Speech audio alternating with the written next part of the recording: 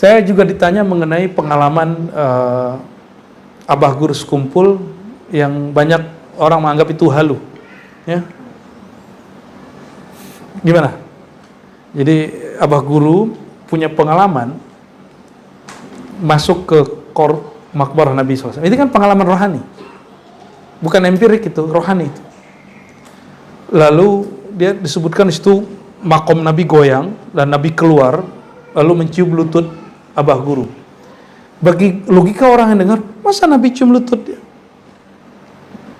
Ini orang gak paham. Dalam nasabnya Abah Guru kan nyambung dengan Syekh Arsyad. Syekh Arsyad itu menurut Guru Wildan itu zuriat Nabi Muhammad SAW. Kalau kakek ketemu cucu, jangankan lutut, telapak kakinya jadi ciumin, ya. Sampai hari ini kita digini-gini ini kaki anak gitu, nggak ada masalah, ya kan? Dia tidur, kepala tangannya, kakinya di kepala kita, ya kan? Bocah-bocah itu yang masih kecil, bener nggak? Ente belum punya anak sih, nggak paham. Bener nggak ada? Buya Alda masih gitu nggak? Kita lagi tidur, kaki anak kita di jidat, ya kan? Itu biasa, itu bab tentang bahwa ini beneran zuriat beliau sallallahu alaihi wasallam. Man haddatsa anni, siapa yang meriwayatkan dariku, bihadisin, yang satu hadis, yura, terlihat, annahu kadzibun, hadis itu bohong, fahuwa ahadul kadzabin, maka dia salah satu pemalsu. Itu sebabnya teman-teman, dalam kajian tasawuf kita selalu membedakan tentang hadis-hadis ilhami, hadis-hadis kolbu, hadis-hadis ruhiyah, dengan hadis menurut ahli hadis. Contoh, man arafa nafsahu faqad arafa rabbahu. Siapa yang kenal dirinya, kenal Rabbnya. Itu bukan hadis menurut ahli hadis. Itu hadis menurut ahli rohani, karena yang mendengar rohaninya. Yang mendengar bukan ini. Jadi yang disebut hadis, antum ketemu mimpi nih. Ini Nelly ini mimpi ketemu Rasulullah SAW, atau lagi zikir ketemu Rasulullah SAW, lalu Rasulullah berkalam. Itu hadis bukan? Hadis kan? Hadis. Hadis kan? Ini 4 tahun nih ngaji hadis sama kita nih ya. Zizah itu hadis bukan?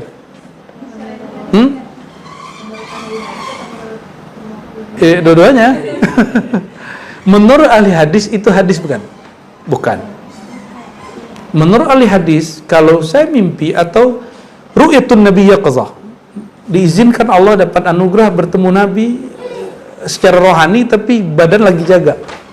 Kan hadisnya ada itu, bahwa orang yang bermimpi bertemu aku akan bertemu aku dalam keadaan jaga. Fasayarani yaqzah wa huwa laysa minal hadis. Itu bukan hadis menurut ahli hadis. Tapi boleh nggak disebut qala Rasulullah? Boleh, tapi secara rohani menurut ahli tasawuf. Nah, kenapa ini beda? Ahli hadis berdasarkan hukum zahir, berdasarkan empirik panca indera. Panca indera, indera ada 5, apa aja? Mata memandang, telinga mendengar, kulit menyentuh, lisan cara, apa lagi? Penciuman. Sudah 5. Apa jadi 7? Di luar yang ini, maka dia tidak termasuk wilayah ahli hadis. Jadi wilayah ahli hadis, apa yang terdengar, terlihat, terasa. Terasa secara empirik. Adapun yang dialami secara rohani, bahkan yang terfikirkan di otak, saya pikirkan lalu dapat makna, itu bukan bagian ahli hadis. Jadi antum ngomong ini, malam tadi aneh sholawat, baca kitab hadis 1000, terus dapat satu ide, itu bukan hadis. Faham? Atau malam tadi siapa nih? Dabu Ustad. Nah, Dabu Ustad zikir. Dalam zikir Allah izinkan bertemu rohaniah Rasulullah SAW. Lalu Rasulullah berkalam, ya Bustad, ightasil, mandilah. Lah, kenapa disuruh mandi? wa thiyabaka fatahhir. Bajumu maka bersihkanlah.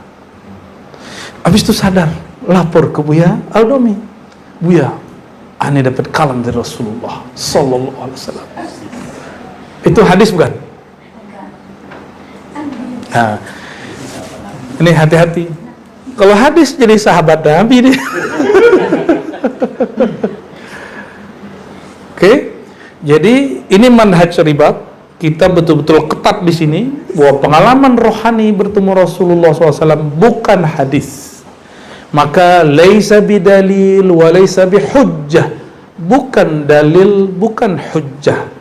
Itu minal mubasyarat, bagian dari kabar gembira yang Allah berikan kepada orang akhir zaman. Ya.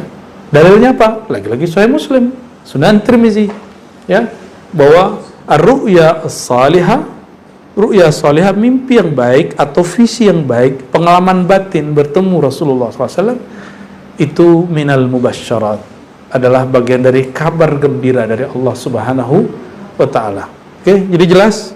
Jadi kalau nanti antum baca kitab ada orang menyebutkan pengalamannya mimpi sama Rasul, boleh nggak? Dia salah nggak? Dia bohong nggak? Nggak, kan disebut mimpi. Namun ada kasus-kasus tertentu orang mimpi di zaman dulu, tapi orang sekarang mengira itu hadis. Contoh, man kana yaumuhu misla amsihi fahuwa maghbun wa man kana yaumuhu syarrun min amsihi fahuwa mal'un. Siapa yang hari sama dengan kemarin maka dia rugi. Siapa yang harinya lebih buruk dari kemarin maka dia terlaknat. Itu keperkataan Al-Imam Abdul Aziz Ar-Rawad, seorang sufi di zaman salafus saleh. Dia mengatakan kalimatnya begini. Ini ada di kitab Imam Tirmizi, Az-Zuhud Al-Kabir atau Syu'abul Iman, nanti silakan ditakib ya. Ra'aitun Nabiyya sallallahu alaihi wasallam fil manam qala. Gitu ya. Jadi lafaz sebenarnya gimana? Aku bertemu Nabi SAW di dalam tidur dan beliau berkata. Kalau ketemu Nabi dalam tidur namanya apa? Mimpi. Maka ini disebut hadis ru'ya, hadis mimpi. Hadis mimpi laisa bihadis, bukanlah hadis. Paham? Ya, kita pengalaman itu sangat banyak, alhamdulillah. Tapi alhamdulillah Allah izinkan untuk bisa membedakan mana yang ini sahih tidak sahih. Lalu ada yang bertanya, bahkan mengingkari, apa katanya, tidak boleh cerita tentang mimpi. Saya tanya balik, mana dalilnya yang melarang menceritakan mimpi? Oh nanti riya. Loh, riya bukan itu. Ente tahu nggak definisi riya? Riya apa? Melakukan suatu dan berharap dilihat, dipuji orang lain. Kalau mimpi kan bukan beramal.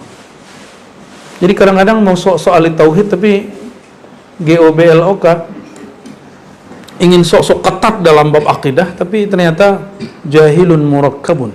Ini muskilah. Antum cek kitab-kitab ulama ahli hadis. Itu biografi mereka itu mamlu birru'ya, penuh dengan mimpi. Contoh, Imam pengarang Mu'jam Tabarani. Tahu Tabarani? Ada Mu'jam di situ? Ada Mu'jam, ya. Al-Mu'jam Al-Kabir. Itu Imam Tabarani untuk memvalidasi satu hadis, dia lihat mimpi. Selebihnya tidak. Jadi dia ketemu Rasulullah SAW, dia tanya, wahai Rasulullah, si fulan gimana wahai Rasulullah? Gitu dia. Ahli hadis waktu kitabnya Al-Mu'jam. Saya sengaja taruh karena kalau Kutubus Sittah kita taruh di rumah Depok. Yang ini yang jarang-jarang kita baca. Di sini juga kita ketemu hadis-hadis unik tentang nama-nama langit gitu ya. Ada di Al-Mu'jam itu ya. Oke, jadi sadah ahlus sunnah wal jamaah, mereka sangat mengerti tentang pembedaan mimpi dengan tidak mimpi. Oke? Jadi tidak masalah kalau ada orang mimpi ketemu Nabi cerita, boleh, tapi pada tempatnya.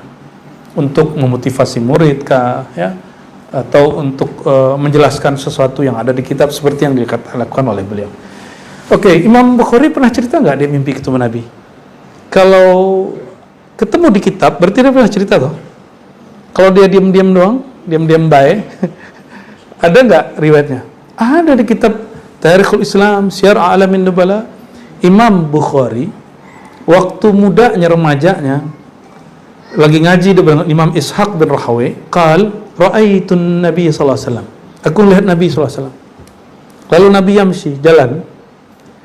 Fa amshi ala khutwatih. Lalu aku berjalan di atas bekas jejaknya, ala athari khutwati, ya. Ibaratnya nanti silakan cek yang aslinya. Lalu terjaga Imam Muhammad bin Ismail al-Bukhari, dan dia cerita kepada gurunya. Kata gurunya apa? Engkau akan menjadi orang yang paling sempurna mengikuti jejak Nabi Muhammad sallallahu alaihi wasallam. Kalau Imam Bukhari nggak cerita, mungkin nggak. Tapi dia cerita kepada orang yang tepat, ya. Masih ada lagi ceritanya? Ada, masih banyak lagi, ya. Kita banyak koleksi hadis-hadis riwayat orang ketemu Nabi sallallahu alaihi wasallam. Kayaknya sudah ada beberapa buku tentang mimpi-mimpi orang ketemu Rasulullah sallallahu alaihi wasallam. Ya.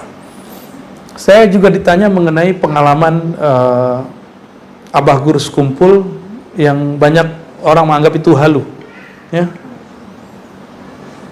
Gimana?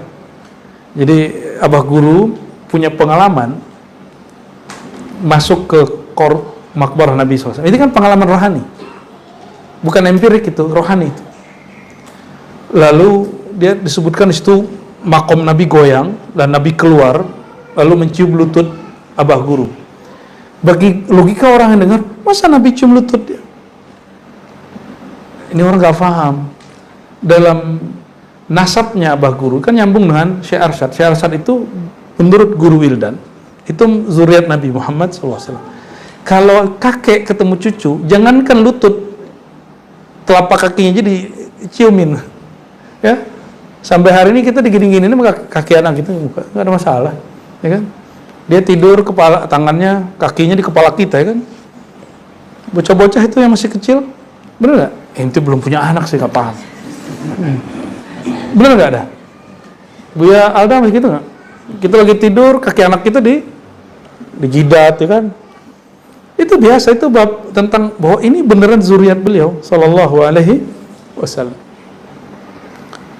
Dan Abah Guru cerita, seandainya itu riya, beliau orang riya pertama, mungkin wali riya, ya. Ya, wali setan tidak mungkin lah. Jadi mikir-mikir dulu lah kalau mau berantas halu, ya nggak, sok-sok berantas ente, ya. Jangan-jangan ente sendiri halu, ya nggak. Siapa yang meriwayatkan dariku satu riwayat yang terlihat itu bohong, fahuwa ahadul kadzibin, ya, dia salah satu agen hadis palsu, agent hadis palsu. Oleh karenanya, tolong pengalaman batin sebut itu pengalaman, itu bukan hadis, ya. Qala haddatsana Abu Bakar bin Abi Syaibah. Ini mulai syarah hadis nggak, ya? Enggak ya, tar aja ya. Ini kan masih muqaddimah, ya. Abu Bakar bin Syaibah dari Syu'bah dan lain sebagainya. Ini riwayat beliau. La takzibu alayya fa innahu ma yakzib alayya ya li jinnar. Bohong atas nama Buya Asfi dosa, tapi dosa besar enggak? Bohong atas nama mursyid dosa besar. Bohong atas nama Sayyidul Mursyidin, Sayyidul Anbiya wal Mursalin, Nabiina Muhammad sallallahu alaihi wasallam, berbohong atas nama Nabi Sang Maha Guru, itu kebohongan yang berbeda dengan bohong biasa. Karena beliau pembawa wahyu, ya. Yalij an-nar, dia dilemparkan masuk neraka. Jadi orang yang bohong atas nama Nabi itu hidupnya su'ul khatimah. Na'udzubillah min dzalik. Dan berbohong itu dua, nambahin yang tidak ada, ngurangin yang ada. Hati-hati. Yang suka beda-bedain orang, ente jangan-jangan ngurangin yang ada. Ya, membid'ahkan yang tidak bid'ah itu namanya mengurangi yang ada. Itu bagian dari berbohong kepada Nabi Muhammad SAW. Ya. Bagaimana dengan orang yang tersalah? Dia tidak tahu membedakan itu. Tersalah atau kita tidak paham. Dan ini terjadi, teman-teman, di kitab-kitab sebagian ulama tasawuf, terutama tasawuf di Nusantara atau tasawuf lama. Contoh buku kitab yang diajarkan Buya Aldo, Sirrul Asrar, itu banyak hadis yang bukan hadis. Pertanyaannya, apakah si pengarang ini muhaddis? Bukan, dia sedang sebagai ahli tasawuf. Bagi ahli tasawuf, Nabi itu sudah meninggal atau belum? Bagi ahli hadis, Nabi itu sudah wafat atau belum? Mati atau belum? Belum. Maka apa yang belum mati? Ruhnya. Bagi para sufi, hadis-hadis rohani masih jalan. Tapi itu bukan hadis. Saya menyebutnya ilham. Atau mengikuti Imam Al-Hakim At-Tirmizi al-hadis menyebutnya muhadatsah khidriyah. Itu metode telepati Nabi Khidir. Ya, metode komunikasi Nabi Khidir. Metode komunikasi Nabi Khidir, ya. Contoh hadis awwalu ma khalaqallahu an-nur Muhammad. Kan hadis itu ya. Ya. Yang pertama Allah ciptakan Nur Muhammad. Hadisnya tidak sahih. Apalagi contohnya, bahwa Nur Muhammad dicipta 4000 tahun sebelum Aras. Pas kita cek, bukan hadis sahih.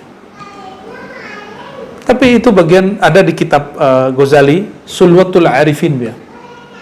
Sulwatul Arifin, dan itu min Israiliyat, kabar-kabar Israiliyat.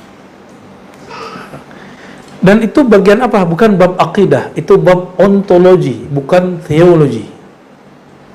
Apa ilmu ontologi? Ilmu bidayah. Dia bukan bagian ilmu akidah. Baik. Termasuk Allah menciptakan hijabul izzah, hijabul hurmah, hijab. Itu semua ada, dan itu riwayat Israiliyat. Ya. Baik. Maka orang-orang seperti tadi, dia tidak bersengaja untuk berbohong atas nama Nabi Muhammad SAW, maka tidak termasuk man ta'ammada alayya kadziban. Siapa yang berbohong sengaja kepadaku, maka siap-siap masuk tempat duduknya di neraka. Jadi nggak masuk bagian itu. Hadis ini banyak berulang-ulang, teman-teman ya. Dan beliau menyebutkan kisahnya di Kufah ya. Lalu ada indikator ya. Ada indikator di hadis kelima, kafa bil mar'i kadziban ayuhadditsa bi kulli ma sami'a. Mau tahu orang pembohong? Menceritakan semua yang dia dengar. Orang kalau menceritakan ulang yang dia alami, yang dia simak, pasti dia menambahi, mengurangi. Kalau dia ceritakan semua, misalnya, hadza jami'u ma sami'tuhu min masyayikhi. Ini semua yang saya dengar, itu bohong itu. Pasti ada yang dia kurangi. Pasti ada yang dia tambahi. Ya? Enggak mungkin. Jadi kafa bil mar'i kadziban ayyuhadditsa bi kulli ma sami'a.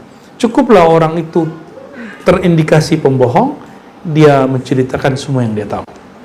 Ya?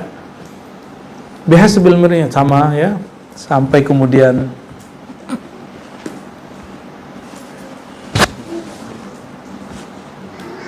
nah, pengen jadi panutan nggak Ad-Dawami?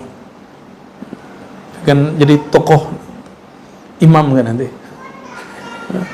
Ingin ikutin Imam Malik ya. Qala Ibnu Wahab, riwayat yang ke berapa ini? Ya, babun nahyi anil hadis bi kulli ma sami'. Larangan menceritakan semua yang didengar. I'lam, kata Imam Malik. Ini dauh Imam Malik kepada sahabatnya dan muridnya. I'lam, ketahuilah, annahu laisa yaslam rajulun haddatsa bi kulli sami'. Orang nggak akan selamat jika menceritakan semua yang dia dengar, apalagi semua yang dia alami. Makanya pas suluk kita bilang, kalau ada orang menceritakan semua pengalaman batinnya, kita bilang, ente diam, jangan ceritakannya kepada orang, karena mulai ngarang. Banyak orang mulai mengarang dalam pengalaman rohaninya ketika dia setoran. Ya, itu hati-hati, ya. Dan antum harus hati-hati. Maka cukup, kalau perlu kita kurangi sedikit apa yang kita ceritakan. Wala yakunu imaman abadan, tidaklah seseorang dapat menjadi imam selama-lamanya yang diikuti, wa yuhaddits bi kulli ma sami'a, jika dia menyampaikan semua yang dia dengar. Inilah sebabnya kenapa beberapa rawi yang tadinya thiqah menjadi tidak thiqah, karena dia meriwayatkan semua yang dia dengarkan. Ya, sampai ke ujung riwayat, ya, di situ ada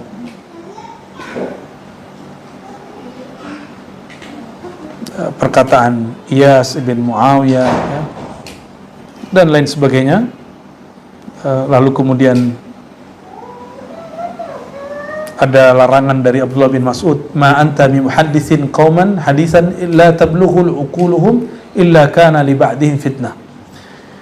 Janganlah engkau menceritakan sesuatu kepada orang yang akal dia nggak nyampe, kecuali itu menjadi fitnah, ya. Maka saya sering bertanya, sekedar mengkonfirmasi, apakah kajian yang kita sampaikan bisa dimengerti. Saya nanyanya bukan ke Dawami, karena Dawami bisa baca kitab. Nanyanya ke Dabu Ustad, bisa dipahami nggak ada? Dulu SMA atau SME ada? Hah? Perikanan. Terus jadi tentara, ya kan? Bisa ngerti. Tias dulu umum apa? Bisa ngerti yang saya sampaikan. Kajian-kajian tasawufnya. Ya. Ini nggak ngayal-ngayal nggak? Bahasanya terlalu tinggi nggak? Kalau yang dari Malay, kakak-kakak berdua ini, Syakila dan Kajes ini dapat paham kalam saya, padahal tidak pernah nyantri tuh. Oke? Betul? Bisa paham? Ya. Kalau Ziza wajar dia S2 IKI. Kalau ini wajar dia juga bahasa Arab ini. Ya.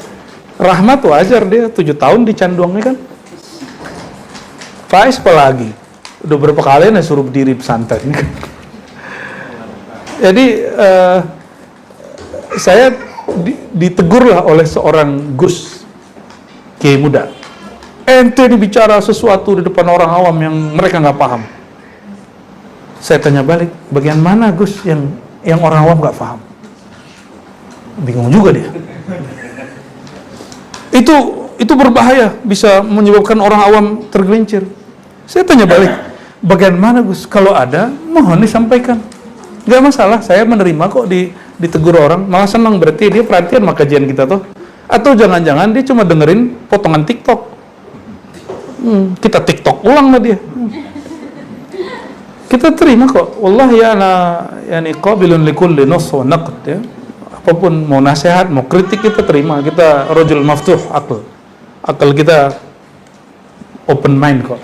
Kita bukan orang-orang yang merasa paling benar kok. Kita diajari guru hanya mendekati kebenaran, bukan merasa paling benar, bukan pemilik kebenaran, kita enggak. Bingung juga dia. Ternyata, inilah muskilnya. Justru orang-orang yang ngakunya bisa baca kitab, Kiai, Gus, Habib, mempersoalkan kajian saya yang sebenarnya orang awam tidak ada masalah. Mereka faham benar. Ya, mereka paham. Kajian Sirul Asrar Buya bisa dipahami kan? Ya, bisa kan, Bi? Ada. Baru itu kitab kuning udah, ngeri dah. Itu orang perikanan ini bisa paham. Lo kalau si kiai muda itu bilang, ini berbahaya, tidak dipahami orang awam. Lo orang awamnya paham, masih ente gak paham. Ya, jangan-jangan ente ajhal minal awam. Ya. Kita kontan kes-kes aja, sembari canda, habis itu ngopi-ngopi lagi. Ya, walaupun di belakang nggak tahu dia ngomong apa lagi gimana. Muqaddimah ini sebenarnya intinya pada judul bab An-nahyu an riwayah an du'afa wal ihtiyat fi tahammuliha, ya, larangan meriwayatkan dari orang yang lemah dan hati-hati dalam mempelajarinya. Ini juga terjadi pada semua fan keilmuan, ya. Babun nahi an riwayah an du'afa wal ihtiyat fi tahammuliha, ini sama juga. Dan ternyata emang ada riwayat dari Nabi SAW. Apa kata beliau? Nah, ini penting.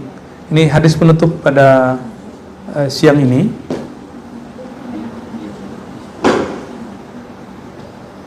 Apa kata beliau? Ini masih muqaddimah, ya. Hadis ke-7 jatuhnya ini.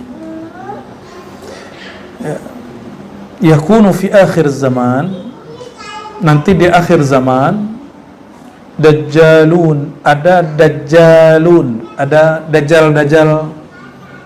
bukan dajjal yang samiri, tapi dajjal teri. Kalau di Sunan Tirmizi disebutkan 30 dajjalun, 30. Nah, ini bukan yang itu. Ini dajjalun di sini semua orang yang memberikan kabar bohong, ya. Ya'tunakum minal ahadits ma bima lam tasma'u. Dia akan menceritakan kepada hadis-hadis yang kamu gak pernah dengar. Antum wala abaukum, kamu, orang tuamu. Ini kamunya di sini siapa? Nabi ngomong ke siapa? Sahabat Nabi SAW. Bukan ustad-ustad yang gak ngerti hadis itu, yang bilang aneh gak tahu hadis itu. Lah ente gak tahu bukan berarti gak ada, ya kan? Banyak kan hadis yang dia gak tahu ada isinya. Ya. Berapa kali mereka bilang, oh gak ada dalilnya. Bah, ada dalilnya, banyak dalilnya. Fa'iyyakum. Jadi ini Nabi bicaranya, konteksnya adalah sahabat Nabi Istighfar dan lainnya. La yudillunakum wa la yaftinunakum fa'iyyakum wa iyyahum la yudillunakum wa la yaftinunakum, ya. Hati-hati jangan sampai mereka menyesatkan kamu. Inna syaitan, nanti coba lihat. Ini Abdullah bin Mas'ud, inna syaitan la yatamassalu fi suratir rajul. Syaitan itu dapat menyerupai rupa seorang. Fayatil qauma, lalu mendatangi satu kaum, fayuhadditsuhum bil hadis minal kizib, lalu menceritakan kebohongan, fayatafarraqun, lalu menyebabkan mereka berpecah belah. Ini hati-hati nih. Saya habis zikir misalnya, ziarah nih ke makam wali, insyaallah. Jadi ada wamini ziarah ke seorang wali, mursyid tarekat, terus pulang dari ziarah ngomong, kata sahibul qabr, ilmu aneh hanya sahih pada si fulan lain tidak. Itu mecah belah nggak? Itu setan. Jadi dia nggak ketemu sama ruh orang yang dia ziarahi, tapi setan nyerupain orang itu, ya. Kita sangat hati-hati dengan itu, ya. Fayatil qauma fi hadithuhum bil hadis min al-kizib fa yatafarraqun fi kulli rajulin minhum sami'tu rajulan a'rifu wajhahu wa la adri ma ismuhu yuhaddits. Ya. Barangkali itu teman-teman, ya. Bahkan di sini ada syaitan bacain Quran, ya. Masya Allah. Ngeri, ya. Inna fil bahri syayatin masjunah. Ini nanti syaitan yang dulu dibelenggu oleh Nabi Sulaiman nanti bacain Quran. Dia baca Quran. Nah, maka hati-hati dengan orang yang baca Quran hari ini. Cek dulu dia ini syaitan atau bukan. Karena syaitan mengalir pada setiap pembuluh darah, ya. Dan kita berlindung kepada Allah apabila kita kesetanan, ya. Maka oleh karena itu beliau menyebutkan di bagian ujung al-isnad minad din, ya. Nanti di bagian belakang ada bahwa bersanad bagian daripada agama. Maka perhatikanlah, ini di riwayat ke-11, inna hadzal ilm din fanzuru amman ta'khuduna dinakum. Ini perkataan Ibnu Sirin, ulama yang wafat tahun 110 Hijriah. Agama ini, ilmu ini agama, maka perhatikanlah dari siapa kamu mengambil agamamu. Jangan hanya masalah sanad doang, akhlaknya juga dilihat, ya. Dia suka menghina orang bagaimana, ya. Nah, lam yakunu, dulu nggak ada orang nanya isnad. Ketika terjadi fitnah itu orang bikin hadis, maka qalu sammu lana rijalakum, lalu mereka berkata, sebutlah guru kamu siapa. Fayunzaru ila ahli sunnah, maka dilihat ada ahli sunnah, ada ahli bid'ah, fala yu'khadh Ya, kalau dia ahli bidah nggak diambil, kalau dia ahli sunnah diambil. Disinilah muncul viral istilah ahli sunnah, ahli bid'ah di kalangan ahli hadis ya. Dan insya Allah kita mengambil ilmu ini dari ahli-ahli hadis yang tersambung kepada baginda Nabi Muhammad SAW, dan sanad-sanadnya masih tertulis, tidak hanya sanad ijazah, tapi juga sanad ilmunya, isinya, ta'limnya, dan lain sebagainya. Ini hanya sebagai pengantar teman-teman.